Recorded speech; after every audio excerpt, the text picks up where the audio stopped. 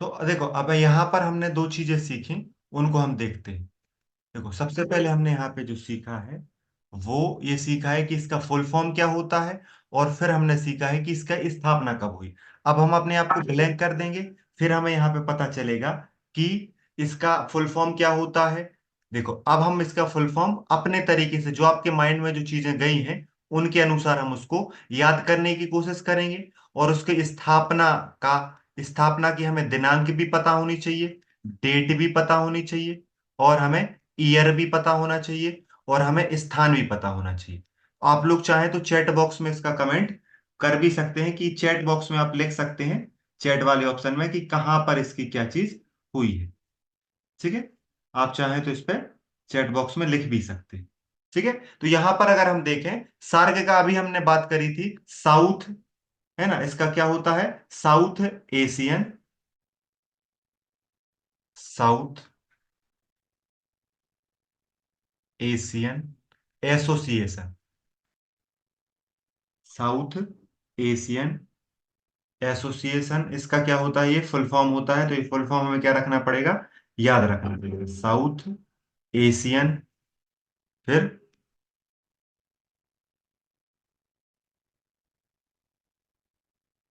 South Asian, फिर association, और फिर आखिरी में क्या हो गया, द रीजनल कॉरपोरेशन। हिंदी में से क्या कहते हैं, हिंदी में से कहा जाता है क्षेत्र दक्षिण एशियाई क्षेत्रीय सहयोग संगठन। हिंदी में क्या कहा जाता है, दक्षिण एशियाई, हिंदी में कहा जाता है दक्षिण एशियाई क्षेत्रीय सहयोग संगठन। तो ये सार्क का फुल फॉर्म आपके लिए बताया जा रहा है। क्या है ये, सार्क का फुल फॉर्म। अब देखो, इसमें अगर आप जब तक अपने आप को, एक बार आप क्या नहीं करेंगे, आपको यहां पर एक बार इंगेज करना पड़ता है कि कैसे चीजों को, पहले आपने पढ़ा, डेट क्या थी, अभी हमने देखी 8 दिसंबर। और ईयर क्या है, ईयर है 1985। ईयर कौन सा है, ईयर 1985 है, ये आपको याद रखना है, 1985। और स्थान कहां पर है, स्थान देखो, स्थापना हुई है ढाका में, स्थापना कहाँ हुई है, ढाका। लेकिन अगर अभी मुख्यालय पूछा जाए, अगर इसका अभी मुख्यालय आपसे पूछा जाए, तो इसका मुख्यालय है काठमांडू में। इसका मुख्यालय कहां पर है, काठमांडू। और सभी लोग जानते हैं कि काठमांडू कहां पर है। काठमांडू किस देश की राजधानी है, आप लोगों ने पढ़ा होगा, है ना। तो इस चीज को आपको याद रखना है। तो यहां से हमने शुरू किया, कि हमने ये देखा कि ये जो है, ढाका में इसकी स्थापना हो रही है, स्थापना को स्थापना याद रखो, हेडक्वार्टर को हेडक्वार्टर याद रखो, फुल फॉर्म को फुल फॉर्म याद रखो। अब आपसे पूछा जा सकता है कि सार्क में कितनी कंट्रीज हैं, तो सार्क में 8 कंट्रीज हैं। आप यहां पर देखिए, सार्क में ये 8 कंट्रीज हैं। आप लोगों को चैट बॉक्स में जाके इन कंट्रियों की राजधानी बताना है। पहली सार्क देखो, सार्क में इंडिया तो है ही, इंडिया तो आपको यहां पे दिख ही रही है ना, इंडिया एक, भूटान, बांग्लादेश, अफगानिस्तान, मालदीव्स, नेपाल, पाकिस्तान और श्रीलंका। याद रखना, इसमें सबसे लास्ट में जोड़ा गया है अफगानिस्तान। इसमें सबसे लास्ट में कौन जोड़ा गया है, अफगानिस्तान। जब 1985 में स्थापना हुई थी, स्थापना कब हुई थी, 1985 में। किसकी स्थापना की बात कर रहे हैं, सार्क की स्थापना की बात कर रहे हैं। उस समय मेंबर कितने थे, उस समय मेंबर थे 7 मेंबर।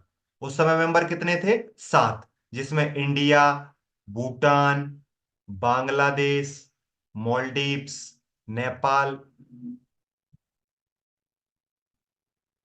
है ना, पाकिस्तान और श्रीलंका, ये टोटल 7 कंट्रीज थी। सबसे बाद में कौन जोड़ा गया है, सबसे बाद में जोड़ा गया है, याद रखना, अफगानिस्तान। हम सभी को पता है अफगानिस्तान की राजधानी काबुल है। आप इसको इस जगह पे ऐसे देखिए, ये आपको दिख रहा है मैप, आपकी स्क्रीन पर इंडिया का एक मैप दिख रहा है, जिसमें आपको पड़ोसी देश दिख रहे हैं, और सार्क की जो शामिल है वो देश के नाम भी लिखे दिख रहे हैं। जैसे यहां पर देखें, सबसे पहले तो हमारा इंडिया हो जाएगा।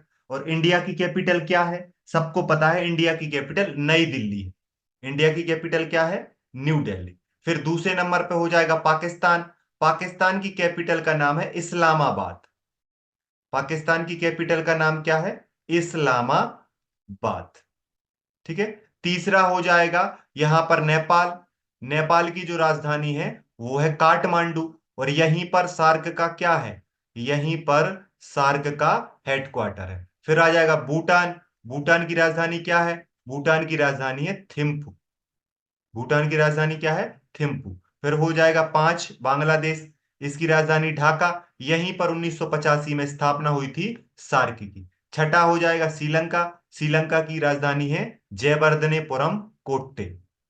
जयवर्धनेपुरम कोट्टे श्रीलंका की राजधानी है। फिर हो जाएगा मॉलडीव्स। मॉलडीव्स की कैपिटल का नाम है माले। मॉलडीव्स की कैपिटल का नाम क्या है? माले। ये 7 कंट्रियां पहले थीं और सबसे आखिरी में कौन जोड़ी गई? अफगानिस्तान। और अफगानिस्तान की कैपिटल का नाम है काबुल। अफगानिस्तान की कैपिटल का नाम क्या है? काबुल। तो टोटल कितनी कंट्रियां हैं? टोटल 8 कंट्रियां हैं। किसमें? सार्क में। और मुख्यालय कहां पर है? काठमांडू में। स्थापना कब हुई है? 8 दिसंबर 1985। फुल फॉर्म क्या है? South Asian association for regional conference. अब अगर आपको पता, ये याद हो गया है, तो अब आपको यहां पर 4 से 5 क्वेश्चन पूछे जाएंगे जिनके जवाब आपको कमेंट करने हैं। पहला क्वेश्चन है, आपको बताना है कि सार्क में ये जो डबल ए है इनके मीनिंग क्या है। सार्क में जो ये डबल ए दिख रहे हैं इनका आपको अर्थ बताना है। इनका फुल फॉर्म बताना है आपको। इन दो ए बस का, इन दो ए को आप क्या बताएंगे? ठीक है, ये पहला क्वेश्चन है। फिर दूसरा क्वेश्चन है कि सार्क का वर्तमान मुख्यालय कहां पर है? सार्क का वर्तमान मुख्यालय, चैट बॉक्स में जाके आप लोगों को कमेंट करना है। चैट का ऑप्शन दिया होगा, वहां पर जाकर आप कमेंट करें। ठीक है।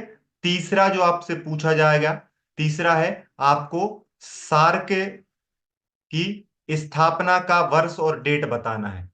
स्थापना का वर्ष और डेट, वर्ष भी बतानी है और दिनांक भी बतानी।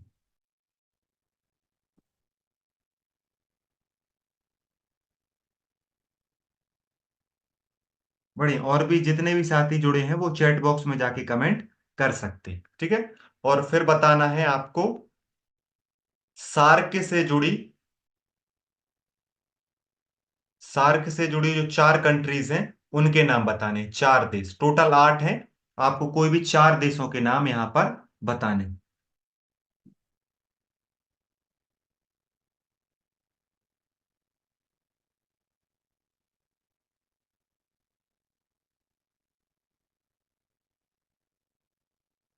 हाँ हाँ, ये सही बोल रहे हैं गरिमा। प्रीति भी बढ़िया जवाब कर रहे हैं, अरुण भी बड़े जवाब कर रहे हैं। ठीक है, बढ़िया बढ़िया। देखो यहां पर आप ऐसे आपको क्या करना पड़ता है, जब भी आपसे कोई चीज पढ़ने को बोला जाए, याद करने को बोला जाए, तो रटने मत बैठो। आप सोचो क्वेश्चंस कैसे बन सकते हैं। देखो सार्क में आप लोगों ने जवाब दिया कि डबल ए का मतलब है एशियन। एशियन एक एक एक एक ए का मतलब है एशियन, और दूसरे ए का मतलब है एसोसिएशन। दूसरे का मतलब क्या है? Asian association. मतलब अगर आपने रटा है फिर भी आपने उसमें से वो चीज निकाली जो पूछा गया है, ये भी बढ़िया जवाब है। फिर वर्तमान में हेडक्वार्टर कहां पर है? ये भी आप लोगों ने जवाब दिया काठमांडू। देखो अगर उनसे आपसे क्वेश्चन ये पूछ लिया जाए कि सार्की की स्थापना कहां हुई है, स्थापना हुई है ढाका में, जबकि उसका हेडक्वार्टर कहां पर है? इसका जो हेडक्वार्टर है वो आप याद रखना, इसका जो हेडक्वार्टर है वो आपको याद रखना है, सार्क का जो हेडक्वार्टर है वो काठमांडू नेपाल में। कहां पर है? काठमांडू नेपाल में आपको इसका हेडक्वार्टर देखने को मिलेगा। ठीक है। इसको बढ़िया तरीके से आपको क्या रखना है? याद रखना है।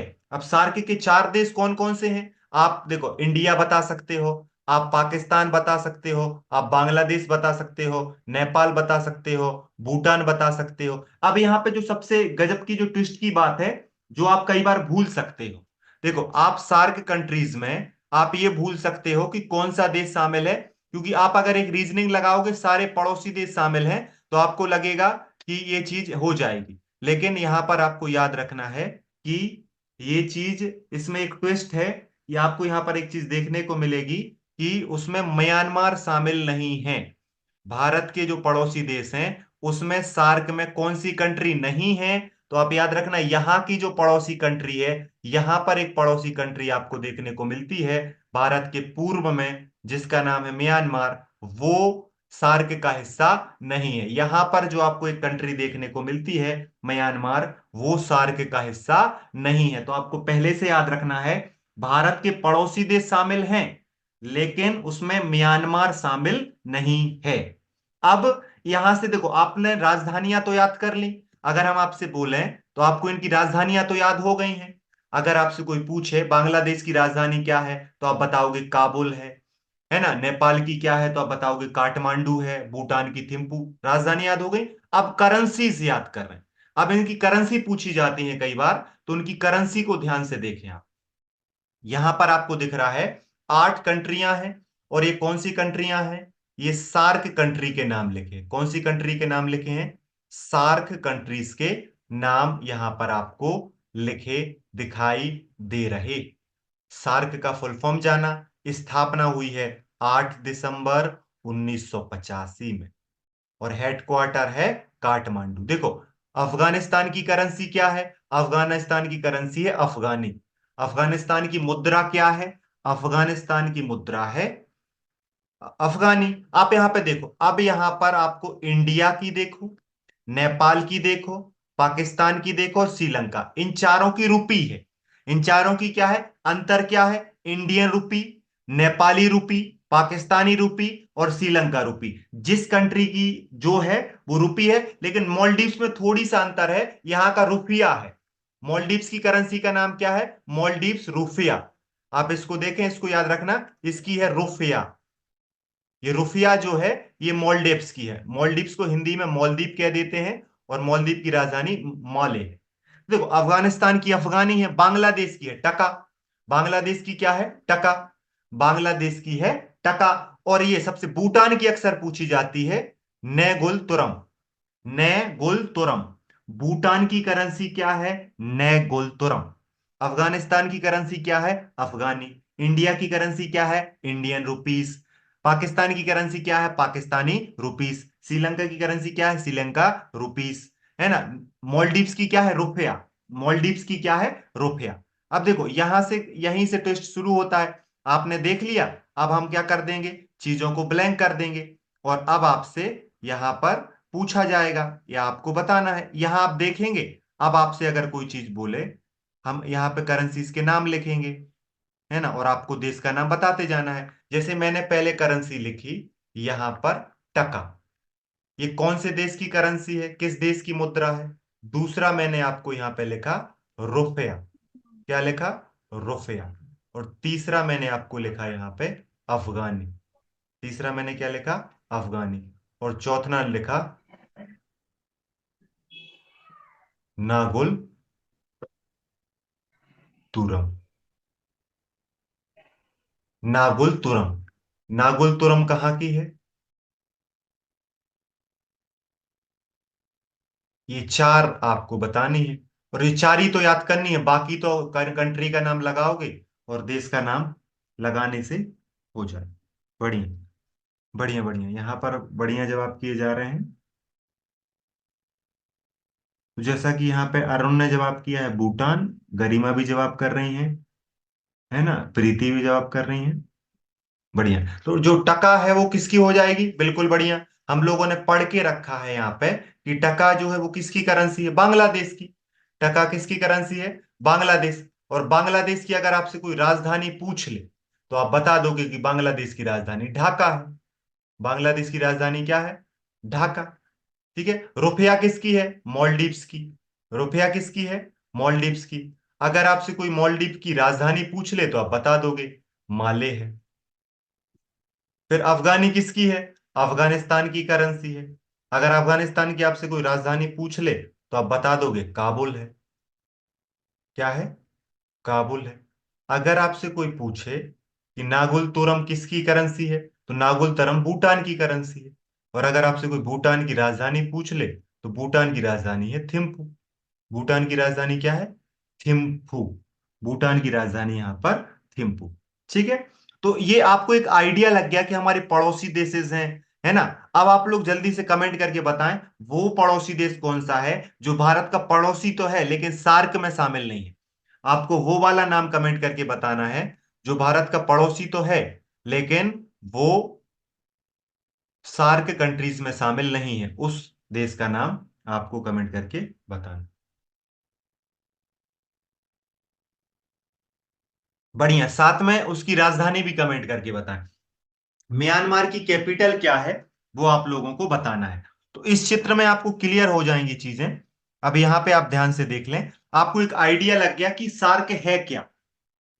आपको एक पता लग गया कि सार्क बना कब है ना। सार्क में कौन से देश शामिल हैं, पहले कौन सा देश शामिल हुआ, स्थापना कहाँ पे हुई, ये आपको आइडिया लग गया। लेकिन अब यहां पर जो हमें सबसे महत्वपूर्ण बातें जानना है कि सार्क बना क्यों है, सार्क बनाया क्यों गया है, सार्क से जुड़ी चीजें कहां पर हैं। आप यहां पर देख सकते हैं, ये वाली चीज आपको बता दी गई है। सार्क बनाने की पर्पज आप देखिए, मतलब सार्क क्या क्या मिलके काम करेगा, क्या उसका उद्देश्य है। आप यहाँ पे पहले उद्देश्य देखिए।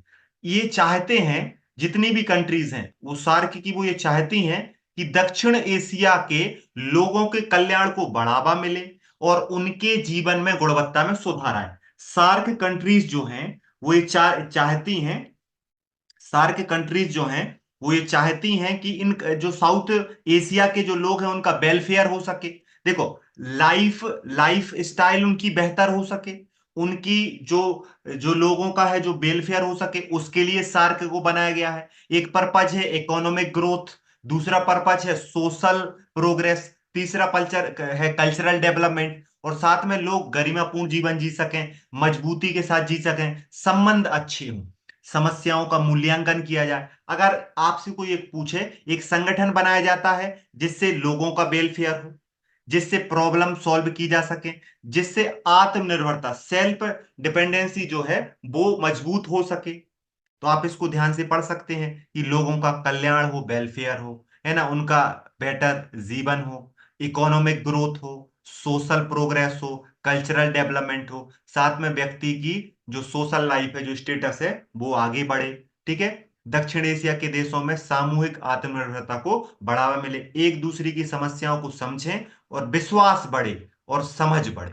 क्या बढ़े? विश्वास बढ़े और समझ बढ़े। अगर आप इसको एक बार, एक मैं आपके लिए, आप 30 सेकेंड है आपके पास, आप पहले इसको रीड करिए, एक बार इसको रीड कर लीजिए, जो आपकी स्क्रीन पे चीजें दिख रही हैं आप उसको एक बार रीड करिए।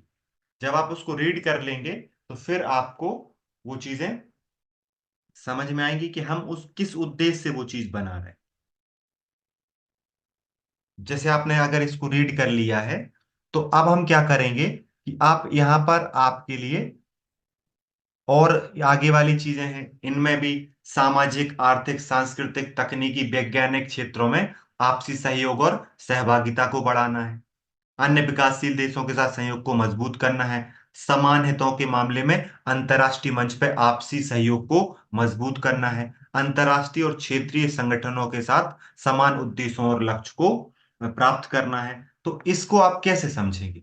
यहां पर जो चीज है, अब आपने इसको पढ़ लिया है तो अब आपको क्या करना है, अपने आप को यहां पर ब्लैंक कर देना है। जब आप अपने आप को ब्लैंक करेंगे, अब आपसे जब चीजें पूछी जाएंगी, आपको अब हमें सिर्फ 5 उद्देश्य लिखना है। कितने उद्देश्य लिखना है? 5। आपके दिमाग में जो भी 5 उद्देश्य आ रहे हैं कि सार्क बनाने के पर्पज क्या हैं, वो आप 5 उद्देश्य कमेंट कर सकते हैं। हमें सार्क के उद्देश्य, सार्क किस उद्देश्य से बनाया गया है, पर्पज क्या था, हमें टोटल 5 पर्पज याद करने हैं। सार्क के उद्देश्य, तो अगर आपसे कहा जाए, आप जैसे कभी भी हम कोई भी चीज करते हैं तो उसका एक पर्पस हमारा होता है कि हमें क्या मिल सके, हमें लाभ मिल सके। ठीक है। हमें क्या हो सके, हमारी समस्याएं दूर हो सकें, हमारी समस्याएं दूर हो सकें, हम क्या कर सकें, सहयोग कर सकें, हम क्या कर सकें, सहयोग कर सकें, हम क्या कर सकें, हम आर्थिक लाभ कमा सकें। ठीक है। हम क्या कर सकें, सामाजिक लाभ कमा सकें। यही तो पर्पस होते हैं किसी भी चीज को बनाने के, यही तो पर्पस होते हैं। फिर आप विज्ञान की बात कर सकते हैं, वैज्ञानिक प्रगति। आप फिर अंतर्राष्ट्रीय मंचों पर सहयोग की बात कर सकते हैं, अंतर्राष्ट्रीय मंचों पर किसकी बात कर सकते हैं, सहयोग की बात कर सकते हैं। यही तो पर्पज है उस। अगर देखो, आपसे परीक्षा में इतने सारे तो पूछे नहीं जाएंगे, परीक्षा में आपसे तीन चार ही पूछे जाएंगे, तो वो आप बता रहे हो। ठीक है। हाँ, good international relation between other countries for development economic growth, बढ़िया है। ठीक है। अरुण भी बढ़िया जवाब कर रहे हैं, आर्थिक जीवन उद्धार, वैज्ञानिक तकनीक के लिए, संस्कृति के लिए, बढ़िया है। ऐसे ही तो हमें चीजों को याद रखना है। जब आपने पांच छह सात चीजें पढ़ ली हैं, तो आपको कुछ इंपॉर्टेंट चीजें याद रखनी। एक बार हमने देख लिया, अब हम उसको फिर से देख लेते हैं, अब आपको और अच्छे से याद हो जाएगा कि क्या किस उद्देश्य से बना है।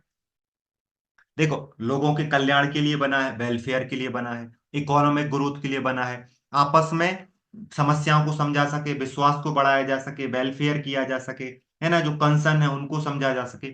यही तो पर्पस है। जब आप पर्पस कर लोगे तो वो काम क्या क्या करेंगे। जो सार्क जो है, वो कौन कौन से काम करेगा। सार्क मानव संसाधन विकास और पर्यटन का काम करेंगे। फिर ग्रामीण और कृषि विकास का, मतलब कि ह्यूमन रिसोर्स डेवलपमेंट, टूरिज्म का डेवलपमेंट, एग्रीकल्चर का डेवलपमेंट, इन्वायरमेंट, है ना, और जो डिजास्टर्स हैं, बायोटेक्नोलॉजी है, उनमें साथ में मिलकर काम करेंगे। सोशल इश्यूज पे काम करेंगे, इंफॉर्मेशन और पॉवर्टीज पे काम करेंगे, है ना, energy, transport, technology, education, security, culture, इन सब पे मिलके काम करेंगे। एक बहुत अच्छा संगठन है, जहां पर बेहतरीन तरीके से काम करने के लिए चीजें होती हैं।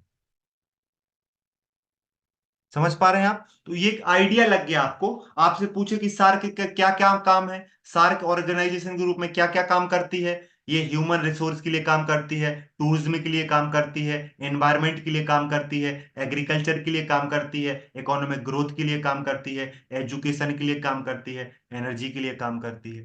ठीक है। अब अगर सार्क ने काम करके भी तो दिखाया, भारत के लिए क्या इंपॉर्टेंट है, ये भी हमें जानना जरूरी है।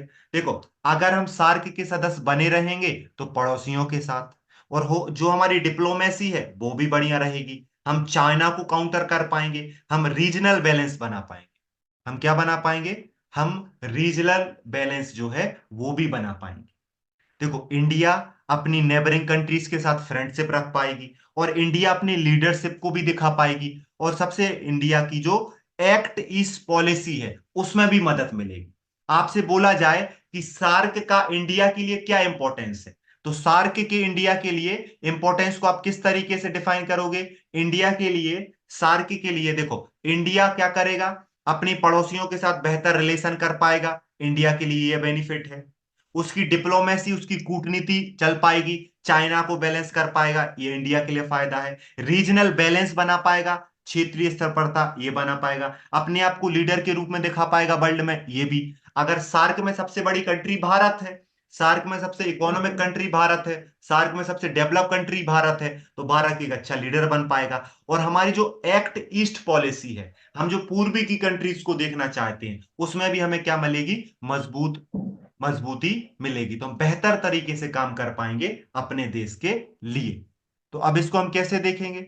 अगर आपसे यहां पे, अब हमने देख लिया, अब आपको कमेंट करके बताएं इंडिया के लिए सार्क कैसे कैसे बेनिफिट, इंडिया के लिए सार्क कैसे कैसे बेनिफिट करता है, ये आपको अब कमेंट करके बताना है। इंडिया के लिए सार्क का क्या इंपॉर्टेंस है, क्या महत्व है।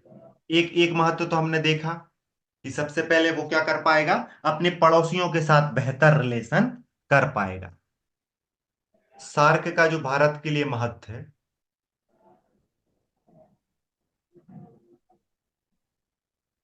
सार्क का भारत के लिए महत्व, हम किससे बेहतर संबंध कर पाएंगे, हम बेहतर संबंध कर पाएंगे अपने पड़ोसियों से। एक पॉइंट ये हो जाएगा, हम बेहतर रिलेशन कर पाएंगे अपने पड़ोसी देशों से। हम क्या कर पाएंगे, हम रीजनल बैलेंस बना पाएंगे, क्षेत्रीय स्थिरता बना पाएंगे।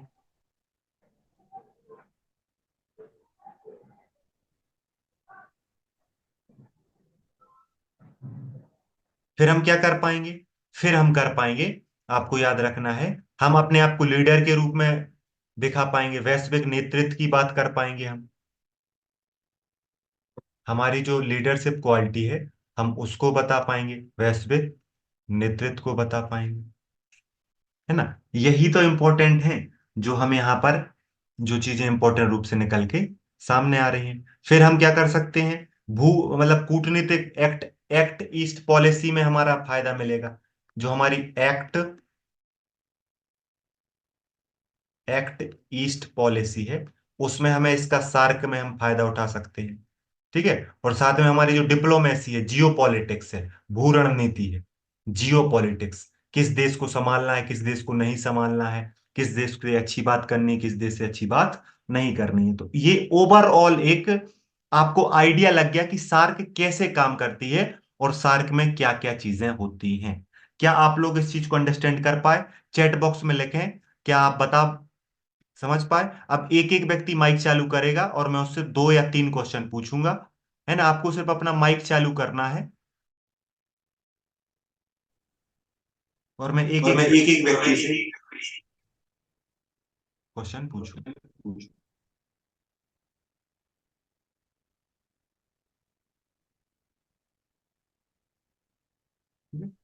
माइक चालू किए माइक हैं चालू अरुण? किए हैं अरुण।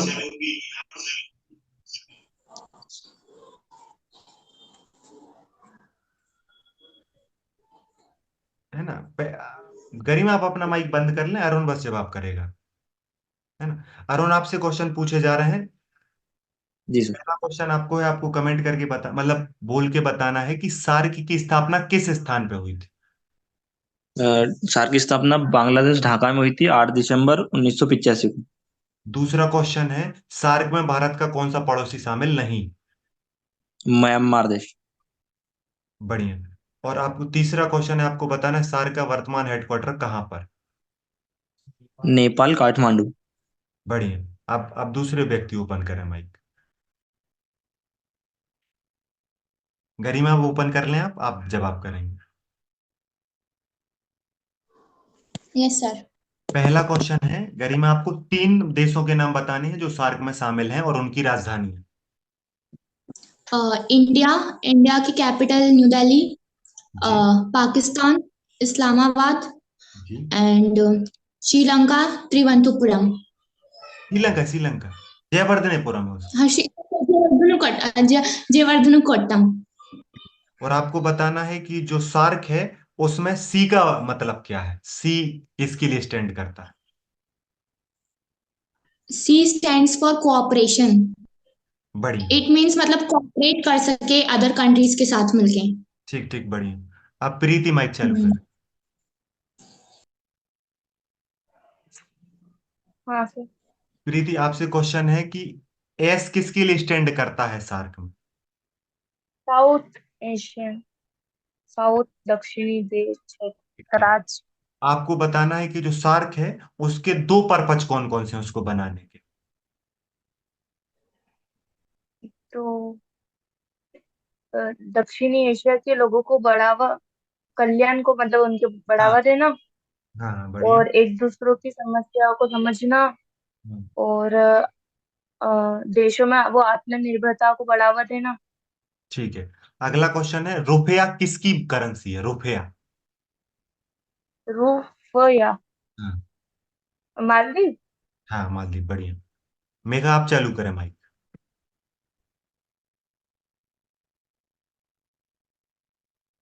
मेघा आवाज पहुंच रही है आप तक? मैं ओपन कर देता हूँ आपका माइक।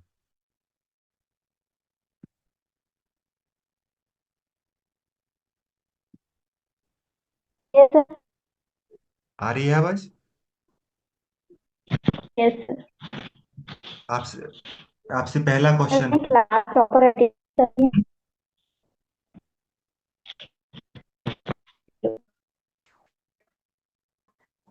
बोलें बोलें। क्लास ऑपरेटिंग आज तो फिर क्वेश्चन कर लेना प्लीज। मतलब आवाज प्रॉपर नहीं आ पा रही आप। आ रही है सर, मुझे तो आ रही है आवाज। हाँ, तो आप जवाब दे पाएंगे आज कि नहीं दे पाएंगे?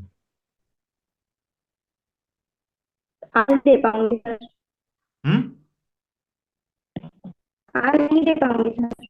हाँ, आपको 2 बातें बतानी है जो आपने सीखी हैं क्लास में, कोई भी 2 बात।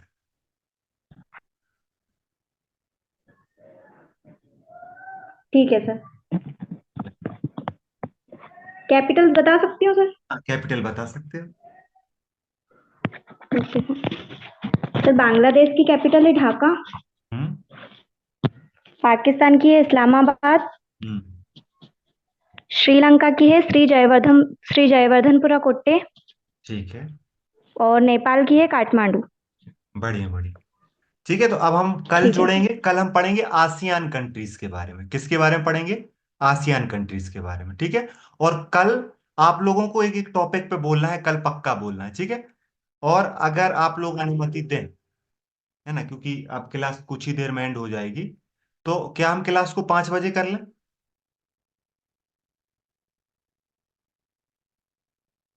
आवाज आ रही है? क्यों? नहीं नहीं, पूछ रहे हैं ऐसे ही। ठीक है, इतने ही बजे रखते हैं। कल मिलते हैं हम 6 बजे। टाटा। पढ़ते रहिए, मुस्कुराते रहिए और अपना ध्यान रखिए।